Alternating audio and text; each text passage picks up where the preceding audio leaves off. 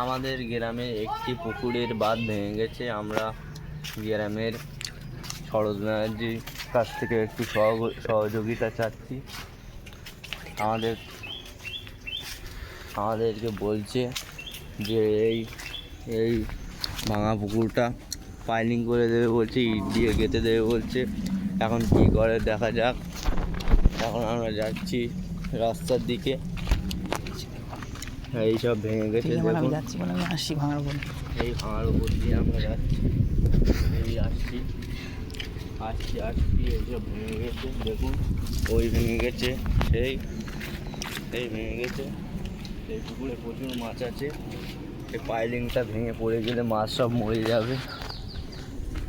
মাছ মরে গেলে আমাদের আর খাওয়া হবে না।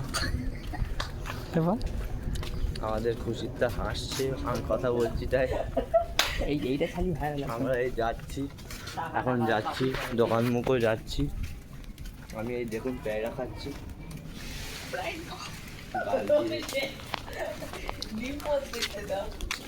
গাল দিয়ে আমার রস গড়াচ্ছে, রস হয়ে যাচ্ছে। হ্যাঁ, কাল আমরা একটা জলসা শুনতে গিয়েছিলাম, সেখানে জুনাইদ সিদ্দিক এসেছিল, সেখানে আমরা সবাই ছিলাম। সেখানে ডাল, আলু, গরুর গোশ দিয়েছে,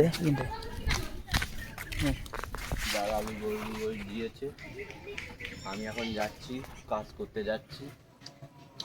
সবাই দেখুন হাঁসগুলো কেমন খেলাধুলো করছে।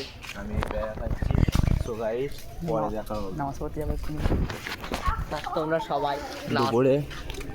দুপুরের নামাজটা জুম্মার দিনে শুক্রবার আদায় করতে যাব কাজটা করে।